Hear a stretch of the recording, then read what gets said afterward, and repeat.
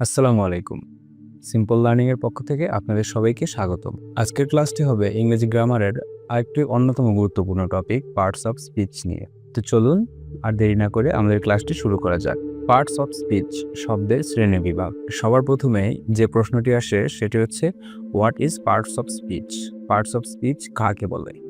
Parts of speech হলো এমন শ্রেণী যা কোনো শব্দ কি কাজ করছে তা বুঝতে সাহায্য করে। আমি আবার বলছি, পার্টস অফ স্পিচ হলো এমন শ্রেণী যা কোনো শব্দ কি কাজ করছে তা বুঝতে সাহায্য করে। দেয়ার আর 8 parts of speech in English. ইংরেজি গ্রামারে পার্টস অফ স্পিচ 8 প্রকার। নাউন বিশেষ্য, প্রোনাউন সর্বনাম, ভার্ব ক্রিয়া, অ্যাডজেক্টিভ বিশেষণ, অ্যাডভার্ব ক্রিয়া বিশেষণ, প্রিপোজিশন পূর্বসর্গ, কনজাংশন সংযোজক, ইন্টারজেকশন আবেগবাচক শব্দ। তো সবার প্রথমে আসি noun. What is noun? Noun কাকে বলে বা বিশেষ্য কাকে বলে? Noun is the name of any person, place, thing or idea. Noun হলো এমন একটি শব্দ যা কোনো ব্যক্তি, বস্তু, প্রাণী, স্থান, ভাব, গুণ, অবস্থা বা কর্মের নাম বোঝায়। ফর এক্সাম্পল আমরা দেখতে পারি পার্সন, রিনা, টিচার, বয়। আমরা যদি প্লেস দেখি ঢাকা, স্কুল, পার্ক, এগুলো সবই একটা করে নাম। থিং যদি আমরা দেখি পেন, বুক, ম্যাঙ্গো। আইডিয়া, অনেস্টি, ফ্রিডম, এগুলো সবই নামের মধ্যে পড়ে।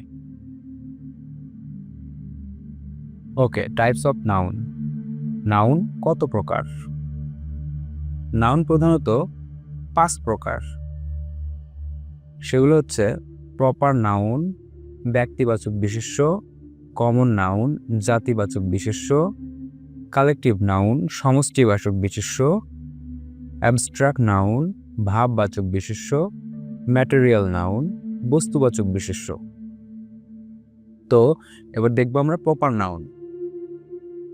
A proper noun is the name of specific person, place or thing. যে বিশেষ্য দ্বারা কোনো নির্দিষ্ট ব্যক্তি, বস্তু বা স্থানের নাম বোঝায়। তাহলে প্রপার নাউনটা কি? যে বিশেষ্য দ্বারা কোনো নির্দিষ্ট ব্যক্তি, বস্তু বা স্থানের নাম বোঝায় সেটাই হচ্ছে প্রপার নাউন। ফর এক্সাম্পল আমরা দেখতে পারি Rohit, Dhaka, Amazon etcetera. Proper নাউনের ক্ষেত্রে সর্বদা ক্যাপিটাল লেটার দিয়ে শুরু হবে, মানে বড় হাতের অক্ষর দিয়ে প্রপার নাউন সবসময় শুরু হয়। এটা শুধু এক্ষেত্রে না, সব ক্ষেত্রেই প্রপার নাউন শুরু হয় বড় হাতের অক্ষর দিয়ে। তারপরে আসি কমন নাউন, জাতিবাচক বিশেষ্য।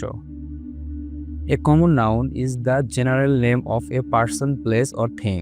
জাতিবাচক বিশেষ্য হলো যে বিশেষ্য দ্বারা সাধারণভাবে কোনো ব্যক্তি বা বস্তুকে বোঝানো হয়।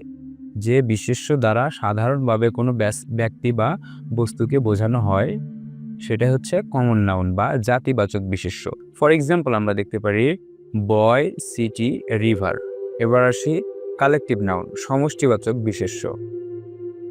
Collective noun refers to A group of people or thing considered as one unit. Collective noun যে বিশেষ্য দ্বারা একাধিক ব্যক্তি বা বস্তুর সমষ্টিকে বোঝানো হয়। যে বিশেষ্য দ্বারা একাধিক ব্যক্তি বা বস্তুর সমষ্টিকে বোঝানো হয় সেটাই হচ্ছে কালেকটিভ নাউন। ফর এক্সাম্পল আমরা দেখতে পারি টিম। টিম বলতে টিমে কখনো একজন লোক দ্বারা টিম গঠিত হয় না, অনেকজন মানুষ নিয়ে একটা টিম গঠিত হয়। সেক্ষেত্রে অনেকজন মানুষের এই দলটাকে আমরা কালেকটিভ নাউনের মধ্যে ধরতে পারি।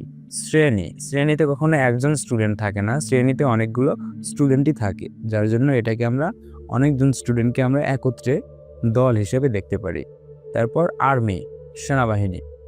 আর্মি কখনো একজন ব্যক্তি মিলে আর্মি হয় না, আর্মি হইতে অনেকগুলা লোকের প্রয়োজন হয় বা অনেকগুলো সেনা মিলে আর্মি গঠন হয়। তো এটা হচ্ছে কালেকটিভ নাউনের এক্সাম্পল। তারপরে দেখবো আমরা অ্যাবস্ট্রাক্ট নাউন, ভাববাচক বিশেষ্য। An abstract noun refers to ideas, qualities, feelings or states that cannot be touched or seen, যে বিশেষ্য দ্বারা ধারণা, গুণ, অবস্থা বা অনুভূতি বোঝানো হয়।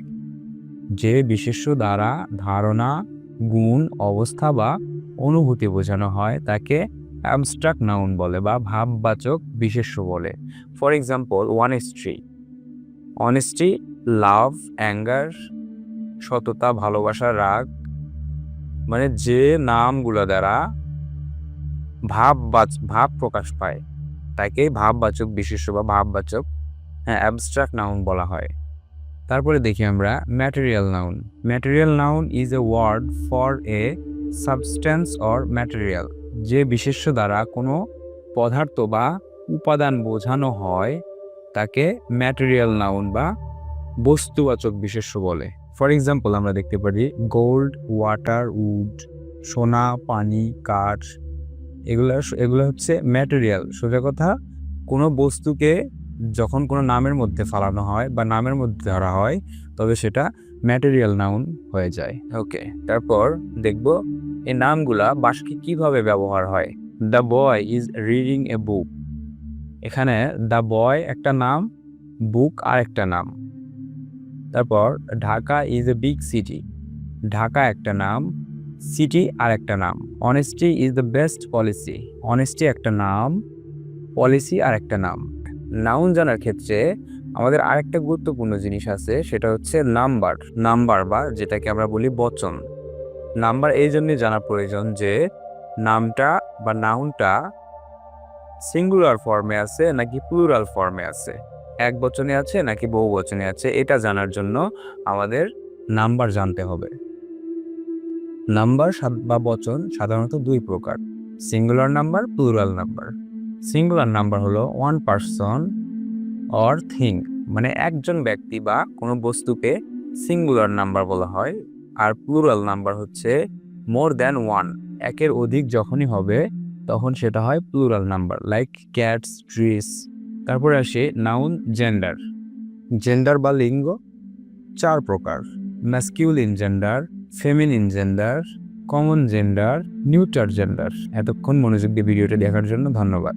যদি আপনারা এই ভিডিওটি পিডিএফ আকারে বা এই বইটি পিডিএফ আকারে পেতে চান তবে অবশ্যই পিন কমেন্ট চেক করবেন অথবা ডেসক্রিপশনে দেওয়া বায়োতে ক্লিক করবেন।